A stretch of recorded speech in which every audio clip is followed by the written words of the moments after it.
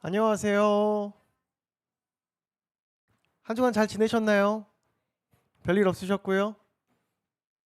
네, 별일은 지금 지구가 문제입니다. 이게 지구가 잘못된 것 같아요. 예, 뭔가 잘못됐음을 느끼지 않았나요? 집에서 나오는 순간? 저도 오늘 집에서 딱 나오는 순간 느꼈습니다. 이건 뭔가 잘못됐다. 예, 갑자기 어제 찾아봤던 게 떠오르네요.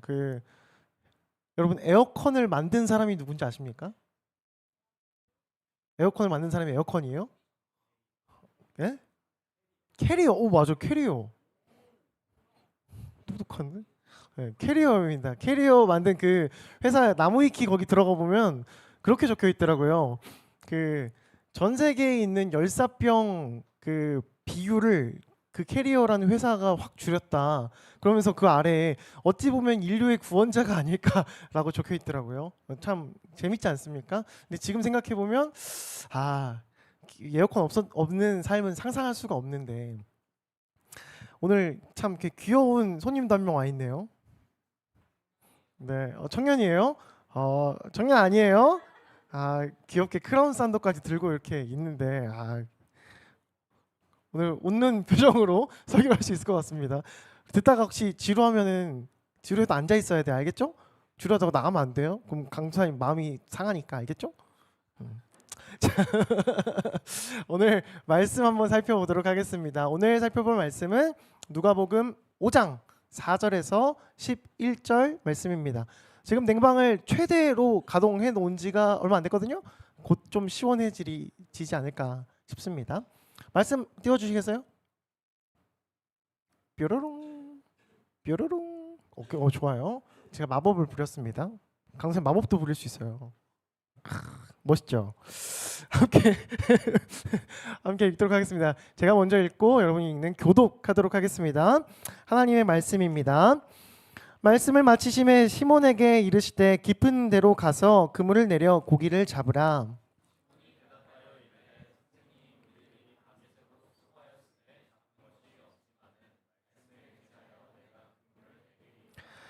그렇게 하니 고기를 잡은 것이 심이 많아 그물이 찢어지는지라.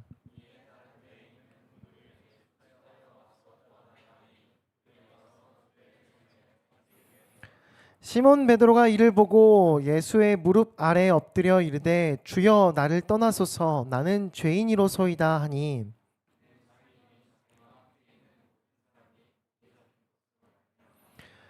세베대의 아들로서 시몬의 동업자인 야고보와 요한도 놀랐음이라.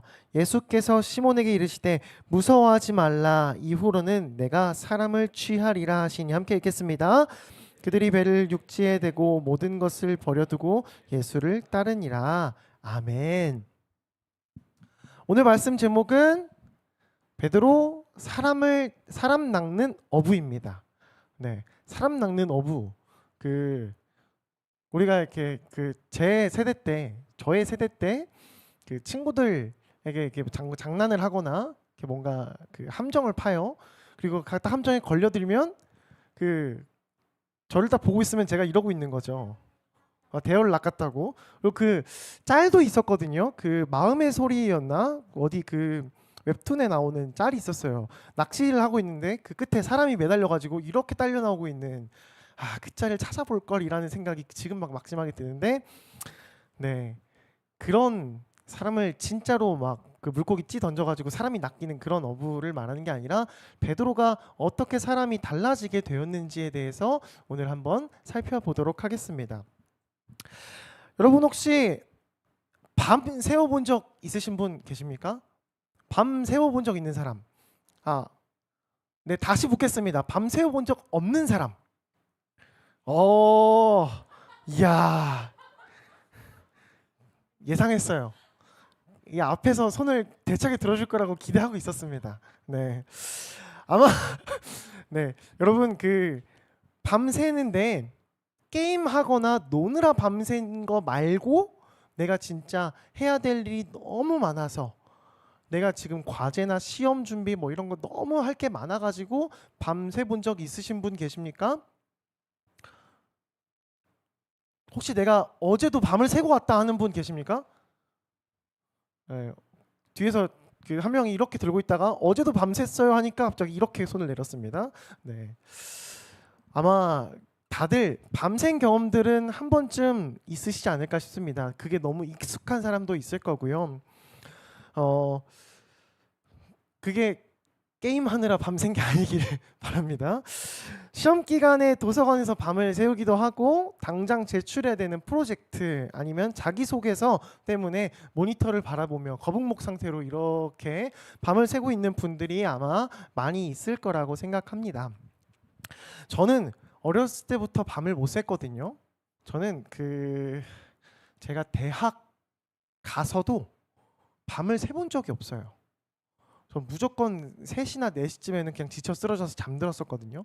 꼴딱 밤을 새본 적이 단 한 번도 없었습니다. 근데 신대원 다닐 때는 해야 되더라고요. 그래서 밤을 샌 적이 있었습니다. 근데 그때 마침 또 막 스트레스도 많이 받고 막 건강 상태도 안 좋고 이러니까 그 시험 기간 한번 딱 지나고 나니까 갑자기 심장에 뭔가 이상한 거예요. 심장 뛰는 게 막 엄청 잘 느껴지고 막 심장이 막 요동을 치는 거예요. 그래서 아 뭔가 이상하다. 병원을 가보니까 부정맥이랍니다. 이야, 아직도 부정맥이 있고요. 네. 그렇게 밤을 새고 뭐 일상생활이 무너져 내리고 이런 것들이 사실 뭐 저만 겪었던 게 아니라 여러분들 다 아마 겪어봤던 그리고 겪고 있는 내용일 거라고 생각합니다. 아마 해야 될 일이 쌓이고 쌓여서 더 이상 미뤄둘 수 없을 때 그리고 나에게 맡겨진 일이 너무나도 많을 때 그런 경험들을 하게 되죠. 혹은 미래에 대한 불안감, 관계에 대한 어려움, 내가 지금 머릿속에 어느 한 생각으로 가득 차서 자려고 누워는 있으나 잠이 오지 않아 꼴딱 생 경험도 있으신 분이 아마 있으실 거라고 생각합니다. 내일에 대한 긴장감 그런 것도 있겠죠. 저도 그런 적도 여러 번 있는 것 같아요. 우리가 밤을 새운다는 것은 무언가 나의 온 힘, 에너지를 쏟아붓고 있다라는 거죠. 그런데 그렇게 밤새 수고하고 노력했는데 내가 밤을 새울 정도로 뭔가를 많이 했는데 아침에 보니까 막상 해놓은 게 없는 거예요. 당장 시험이 다가오는데 내가 뭐 공부를 한 것 같지 않은 거예요. 그냥 막 이러다가 밤새고 졸리니까 핸드폰 보다가 밤새고 그럴 때 이제 우리에게 찾아오는 감정은 허탈함, 허무함 이런 것일 겁니다. 공허하기도 할 거죠. 그리고 그 공허함이 계속되면 아무것도 하기 싫은 번아웃 같은 걸로 찾아오기도 합니다. 그저 누워만 있고 싶은 그런 번아웃. 번아웃 겪어보셨나요 혹시? 네, 저도 번아웃이 온 적이 있었는데요. 아무것도 안 하고 그냥 침대에 그냥 누워만 있었어요.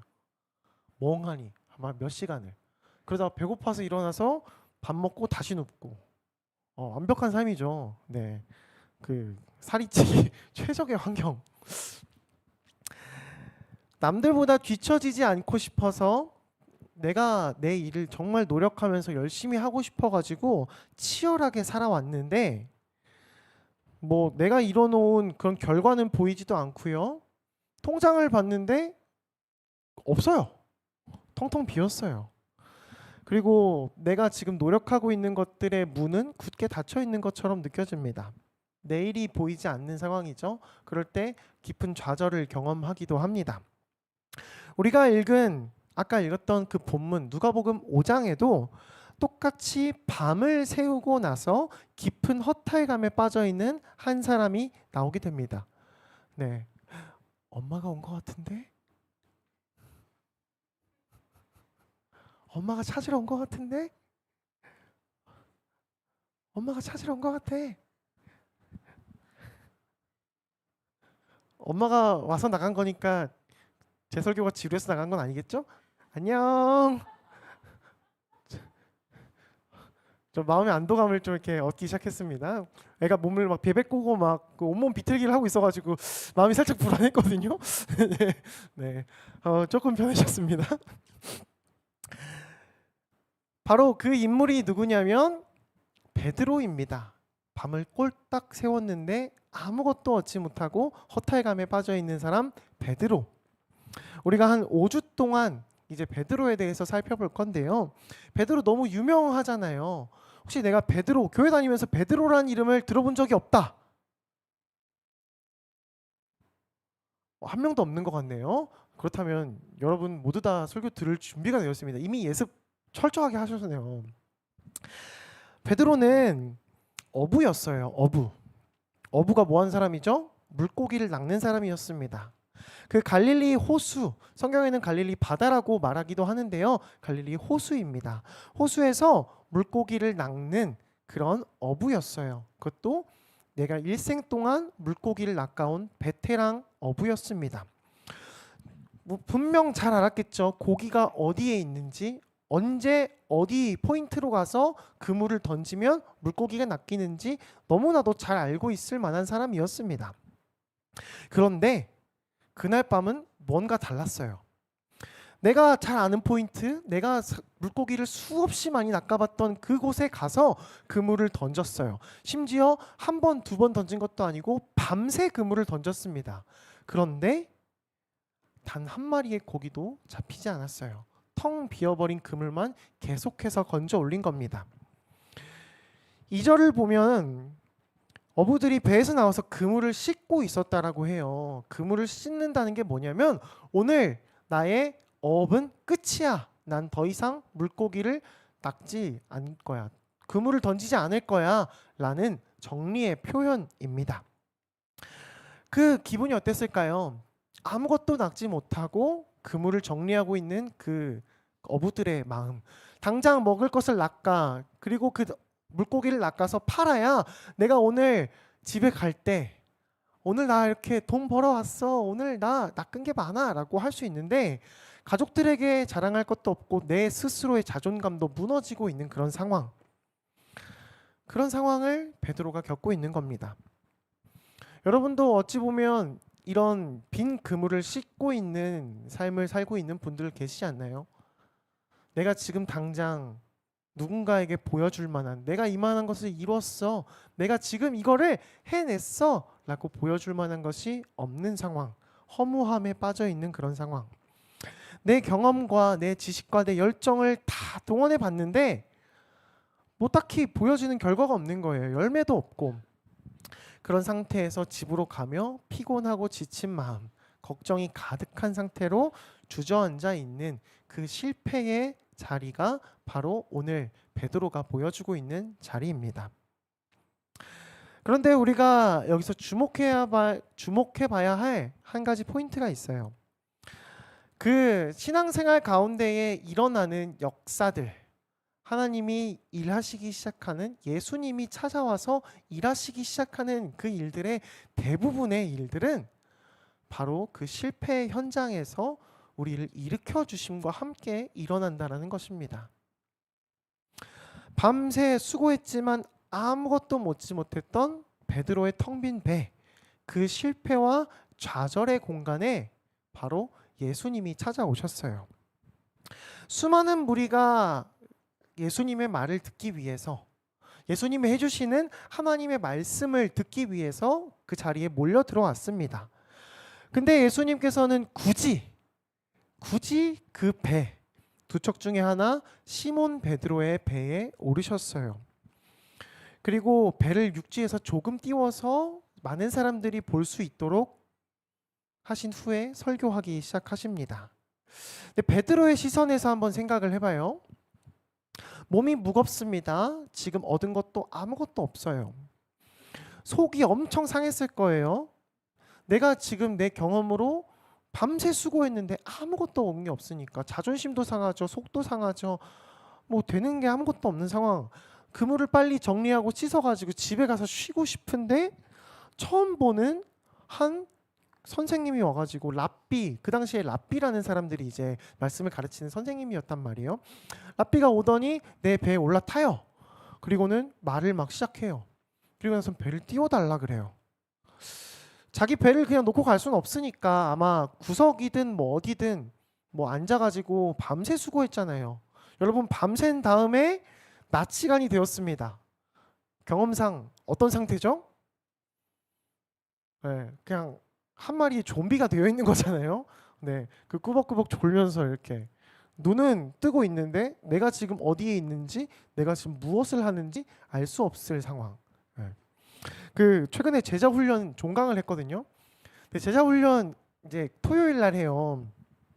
제자 훈련생들이 이제 금요일 날에 과제를 열심히 합니다. 그리고는 밤에 잠을 잘 못 자고 온 거예요. 그럼 제자 훈련 시간에 다들 갑자기 이렇게 막 이야기를 열심히 하고 있는데 한두 명이 눈이 갑자기 풀려요. 그리고는 막 나눔을 하고 있는데 갑자기 한 명이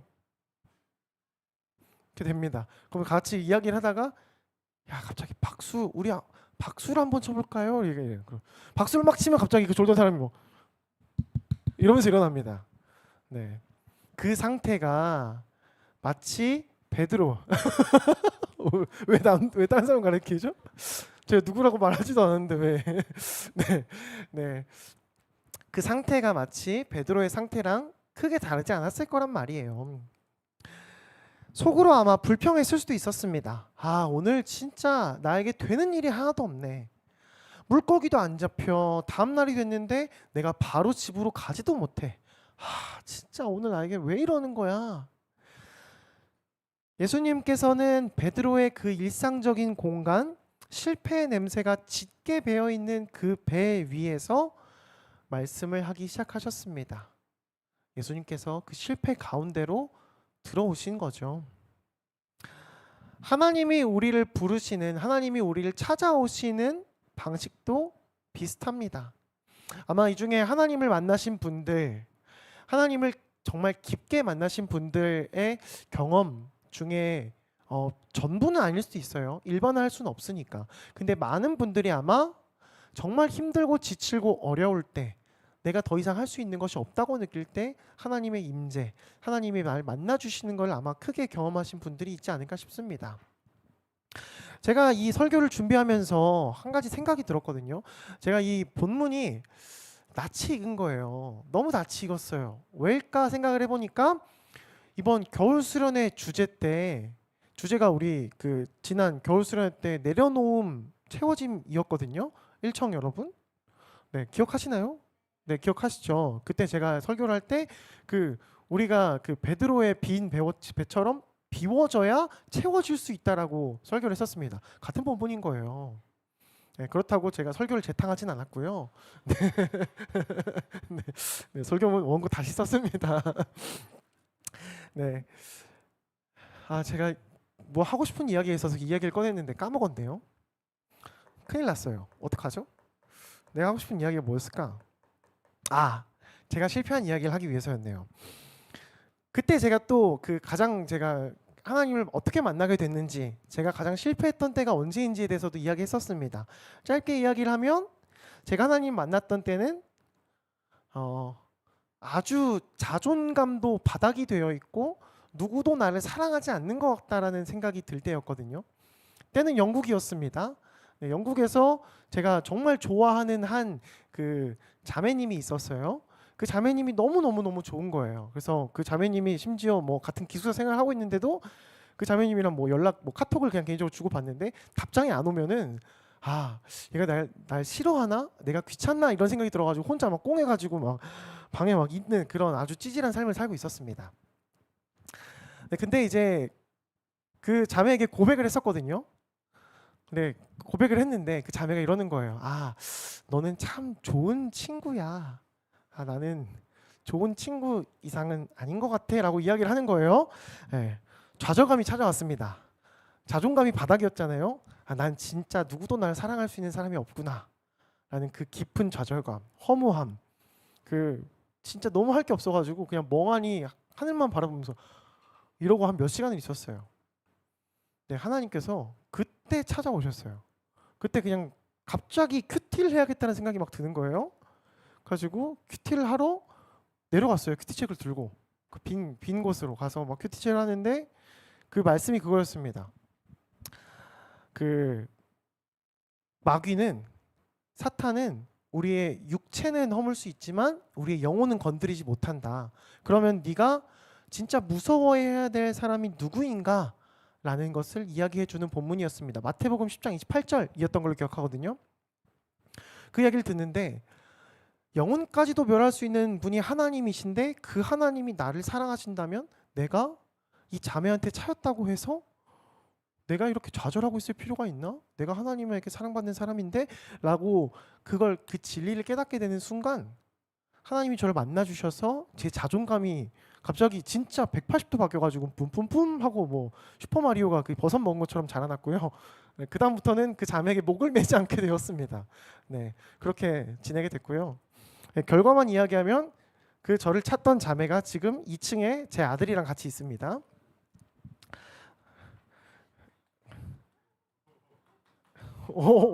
오오오오오 네. 뭐 물론 뭐 여러 가지 스토리가 있지만 네, 결과적으로는 그렇습니다. 네. 그 가장 큰 실패의 자리, 그 가장 큰 좌절의 자리에 하나님이 찾아와 만나 주시기도 한다라는 거죠. 아마 하나님께서 우리를 부르시는 방식, 하나님의 자녀로 부르시는 방식이 이런 방식이 아닐까 싶어요. 하나님은 우리가 모든 것들을 다 완벽하게 세팅해 놓고 가장 화려한 성공을 누리고 있을 때, 와, 너 진짜 이제 내가 너를 써가지고 거대한 일을, 내가 하나님 나라에 놀라운 일을 할 거야, 일때 부르시지 않는다는 거죠. 지금 내 힘으로 안 된다고 고개를 푹 숙이고 있는 그 좌절을 느끼고 있는 그 상황 가운데, 텅 빈 배 가운데 찾아오신다는 겁니다. 여러분이 지금 겪고 있는 그 답답함과 현실의 그 억울함, 그리고 내가 어떻게 뭔가 할 수 없는 그 손 쓸 수가 없는 그 무력함, 그런 가운데에 하나님께서 여러분의 삶에 개입하기 위한 준비를 한 가지 한 가지씩 하고 계신다는 거예요. 그 사실을 꼭 기억하시기 바랍니다. 말씀을 마치시고 나서 예수님이 이제 무리 가운데 있는 사람들 중에 나아가는 것이 아니라 베드로, 그 배에 같이 타고 있던 베드로에게 고개를 돌리세요. 그리고는 이렇게 이야기하십니다. 깊은 곳으로 가서 그물을 내려 고기를 잡으라라고 이야기를 하세요. 베드로의 머릿속이 어땠을까요? 밤새 수고하고 아무것도 얻지 못했고 갑자기 한 선생님이 와가지고는 내 배 타가지고 설교를 하더니 갑자기 날 보고 깊은 곳에 가서 그물을 내려라 라고 하는 상황이에요. 얼마나 기가 찼을까요?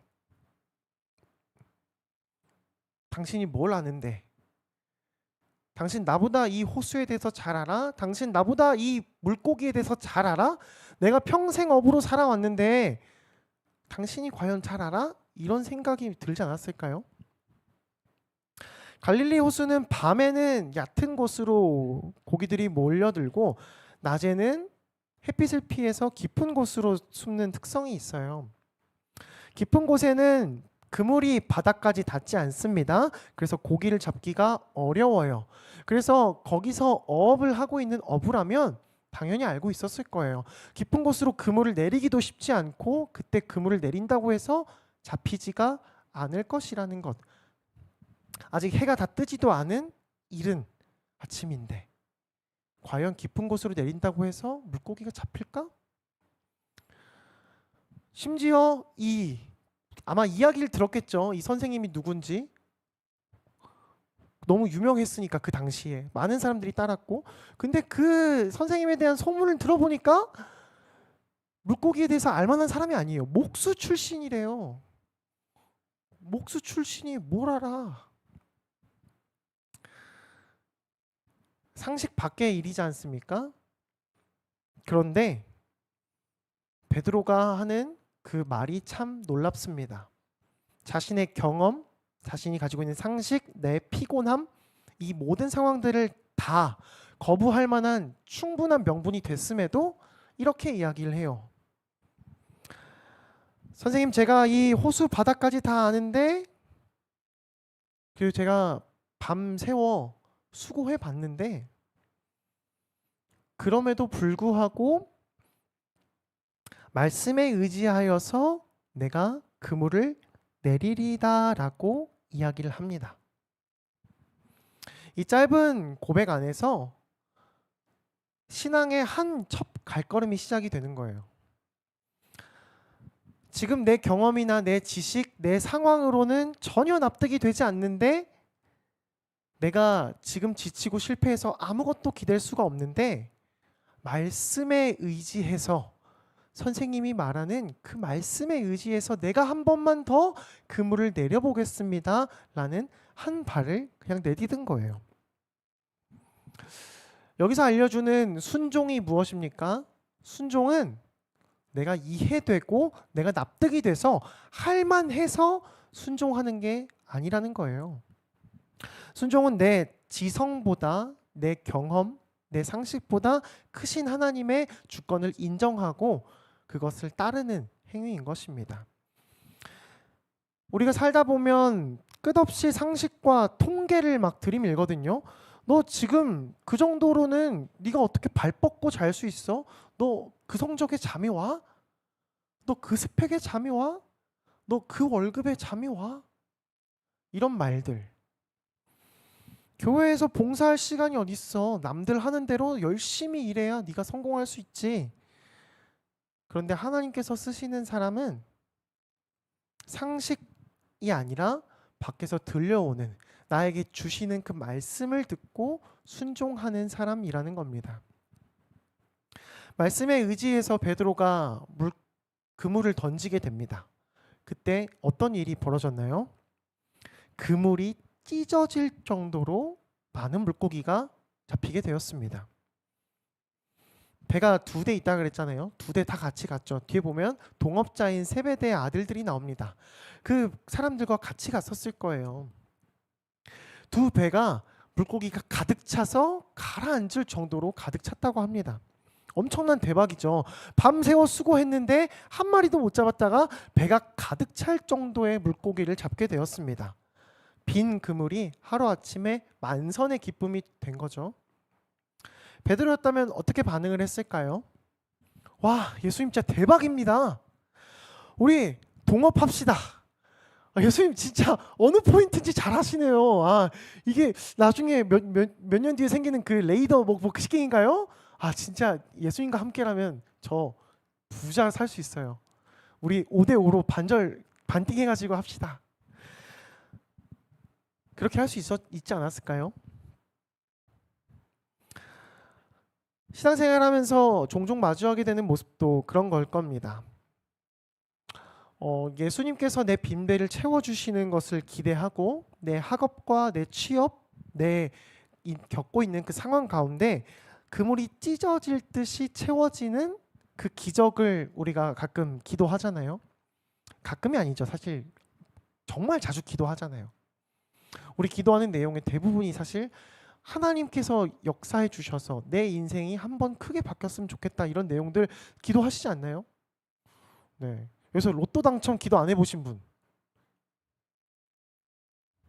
기도 안 해본 사람, 네. 혹시 기도 안 해본 사람은 눈을 빠르게 깜빡여 주십시오.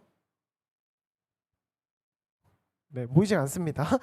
네, 제가 지금 못 보는 건지 모르겠는데 제가 눈을 빨리 깜빡여서 못 본 걸 수 있죠.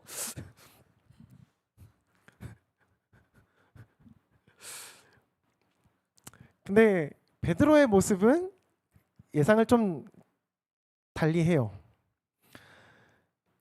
바로 그 물고기를 보고 기뻐하며 이 물고기를 통해서 내가 얻게 될 이득에 대해서 기뻐하는 것이 아니라 예수님 앞에 엎드립니다. 8절에 보면 베드로가 이런 반응을 보여요. 시몬 베드로가 이를 보고 예수의 무릎 아래 엎드려 이르되 주여 나를 떠나소서 나는 죄인이로소이다 라고 말합니다. 베드로는 왜 이 순간 자신이 죄인이라는 것을 고백했을까요? 그물이 찢어질 정도로 많은 그 물고기 너머에 있는 하나님의 임재를 경험했기 때문입니다. 하나님이 찾아오셨음을 누구보다 깊게 알았기 때문이에요. 내 상식과 이성을 뛰어넘어 하나님이 일하심을 경험한 인간의 반응이 바로 이런 것입니다. 하나님 앞에 우리가 서게 됐을 때, 하나님이 우리를 만나 주셨을 때 우리가 가장 먼저 깨닫게 되는 것은 우리가 얼마나 무능하고 타락한 죄인인가입니다. 베드로는 밤새 고기를 잡지 못했던 본인의 무능력함 뿐만 아니라 말씀에 온전히 순종하지 못했고 자신 마음속으로 의심했던 그 교만함, 그리고 생존에만 매달려 살아왔었던 자신의 삶을 돌아봤을 때 자신이 이런 고백을 할 수밖에 없었을 거예요. 주님, 저는 죄인입니다. 저를 떠나십시오. 그래서 처음에 베드로가 예수님을 부르는 호칭이 뭐였냐면 선생님이라고 하거든요. 근데 이 고백에 보면 주님으로 바뀌어 있습니다. 주님, 저는 당신과 함께 있을 수 없는 죄인입니다라고 고백을 하고 있는 거죠. 이것이 진짜 부르심의 시작입니다. 교회에서 기독교의 부름은 그냥 우리가 뭐 교회에서 어떤 일을 맡게 되었다. 내가 집사, 내가 나중에 뭐 권사가 되고, 내가 나중에 장로가 되고, 내가 뭐 어디 부서를 맡게 되고, 이런 뭐 맡고 직분을 가지고 사역을 하는 것에 있는 그것으로 끝나는 것이 아니라 나의 죄됨을 깊이 깨닫고 내 힘으로는 구원받을 수도 없고 내 힘으로는 내가 하루하루를 살아가는 것도 너무 힘들다라는 것을 깊이 인정하는 항복 선언에 있는 것입니다. 하나님은 자신이 완벽하다라고 생각하는 사람을 부르시는 것이 아니에요. 내가 진짜 완벽하지 않고 내가 정말 연약합니다라고 고백하는 사람을 찾으십니다. 비어있는 그물을 가지고 있는 사람. 그래서 그 그물이 가득 찼을 때 이거는 내 힘이 아니라 하나님께서 해주신 거구나라는 걸 깨달을 수밖에 없는 사람을 하나님은 오늘도 찾고 계세요. 베드로가 납작 엎드려서 두려워 떨고 있었겠죠. 그래서 예수님께서는 베드로에게 찾아가서 이렇게 말씀하십니다. 10절입니다. 무서워하지 말라. 이제 후로는 내가 사람을 취하리라 하시니. 오늘 설교의 가장 핵심적인 메시지가 바로 여기 있습니다. 빈 그물을 물고기로 채워주시기 위해 예수님이 오신 게 아니라는 거죠. 예수님이 베드로를 찾아오신 진짜 목적은 베드로 인생의 목적 자체를 바꿔주기 위함이셨습니다. 그저 물고기가 많아져서 잠깐의 기쁨, 잠깐의 행복함을 느끼는 것으로 끝내기 위해 오신 게 아니었어요. 물고기를 잡는 어부는 고기를 죽여야, 물고기는 물 밖으로 나오면 결국 죽게 돼 있잖아요. 물고기를 죽여야 사는 게 어부의 생존 방식입니다. 근데 사람을 낚는 어부, 사람을 취하는 어부는 죽어가는 영혼을 살리는 사람이 되는 것이에요. 언어의 의미를 살리면 이제부터 너는 사람을 산채로 잡게 될 것이다 라는 말로 해석할 수도 있거든요. 너는 이제 사람을 살리는 사람으로 살게 될 것이다 라는 말입니다. 먹고 사는 문제에 갇혀 있었던 청년 베드로를 이제 사명자의 삶으로 초대하신 거예요. 이 이야기가 단순히 2000년 전에 일어났던 이야기로 끝나는 게 아닙니다. 베드로를 부르셨던 것처럼 우리도 이렇게 부르고 계세요. 종종 이런 부르심을 특별한 소수의 사람, 예를 들어서 뭐 목사님, 뭐 강도사님, 뭐 전도사님, 아니면 선교사님 이런 분들에게만 그런 부르심이 있다라고 생각하기도 합니다. 나는 뭐 그 정도까지는 아닌 것 같아 라는 생각을 하죠.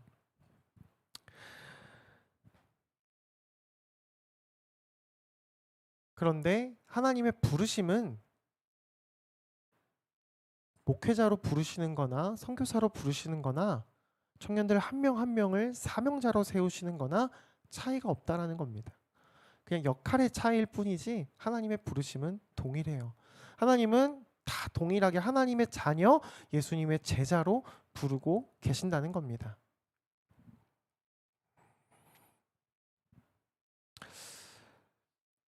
하나님은 여러분을 세상의 성공이라는 그 좁은 틀에 가두고 싶어 하진 않으세요. 그냥 그것만을 위해서 부른 게 아니라는 거예요. 여러분을 그냥 물고기를 잡는 어부로만 살기 위해서 부르신 게 아닙니다. 의사가 되든 교사가 되든 디자이너가 되든 회사원이 되든 축구 선수가 되든 누가 되든 취업을 준비하고 있는 사람이든 그거는 여러분의 직업이 되는 거지 여러분이 어떤 사람이 되느냐랑은 차이가 없어요. 하나님의 부르심은 그 일상의 자리에서 생명을 살리는 사람, 예수 그리스도의 사랑과 복음을 흘려보내는 사람인지 그 사명자로 부르시는 것에 있습니다. 여러분이 직장 동료에게 건네는 따뜻한 위로의 한마디, 지금 옆에 시험이나 여러 가지로 힘들어하고 있는 사람들에게 전하는 그 말 한마디, 그리고 정직하게 땀 흘려서 열심히 그 일하고 있는 사람들의 그 양심, 그리고 공동체 안에서 상처받은 사람들을 향해 기도해주는 그 따뜻한 마음, 이 모든 것들이 바로 사람을 낚는, 사람을 살리는 어부로서의 삶인 것입니다. 지금 빈 배를 보고 한숨 쉬고 계십니까? 나의 연약함과 끊임없이 반복되는 죄의 습관 때문에 하나님이 어떻게 나 같은 사람을 쓰실 수 있어? 나는 죄인이야. 내가 이런 죄조차도 이기지 못하는데 어떻게 하나님이 날 사랑하셔? 라고 생각하고 계시지 않습니까?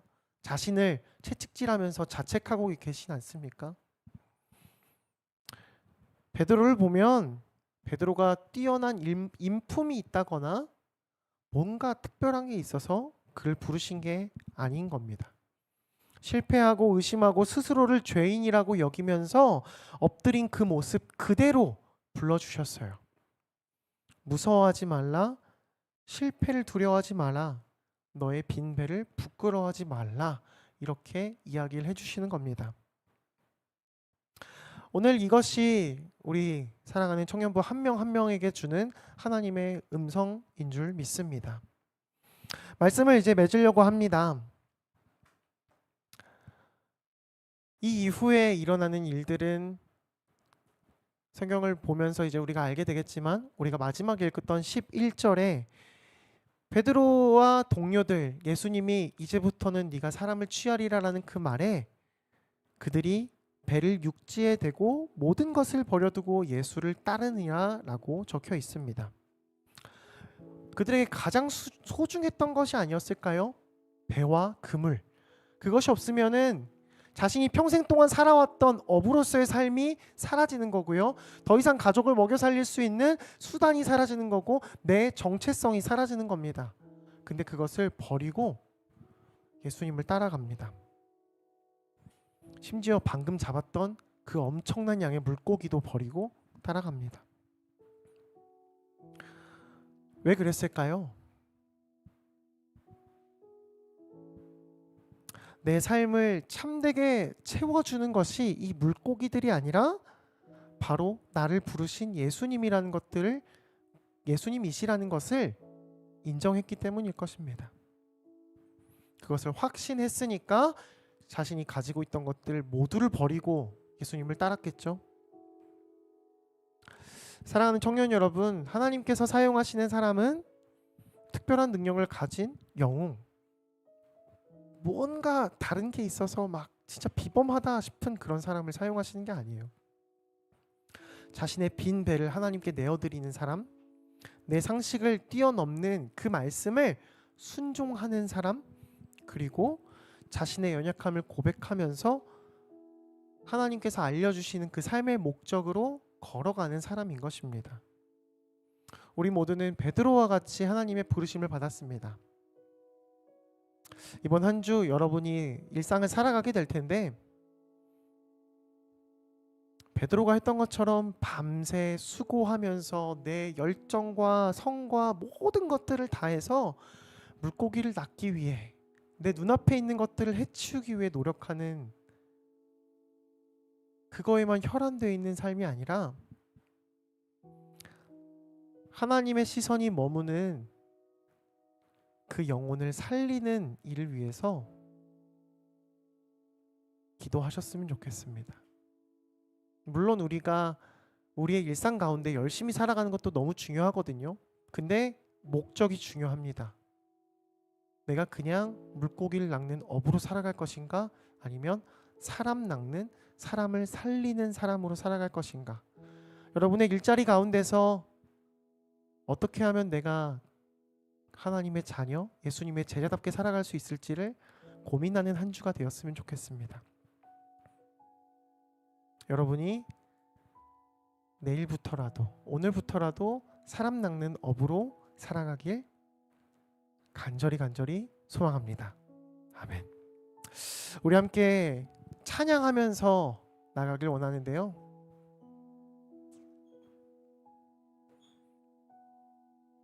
무슨 찬양을 할까 막 찾아보다가 베드로의 고백이라는 찬양이 있더라고요. 가사를 천천히 읽어보다 보니까 이 찬양이다 싶었습니다. 제가 가사를 한번 읽어드릴게요. 내가 가장 후회하지 않는 일, 예수는 따르는 일. 내 금을 버리고 내 사랑들 뒤로 하고 나를 부르신 주님과 동행하는 일. 날 부르심에 감사, 날 놓지 않으심에 감사. 하늘 보좌 버리고 날 사랑하심에 감사. 베드로의 상황을 보면 본인이 가지고 있던 것, 본인이 해오던 것 모두 다 버렸는데 그의 입술에서 나오고 있는, 찬양에서 말하고 있는 반응은 감사입니다. 감사.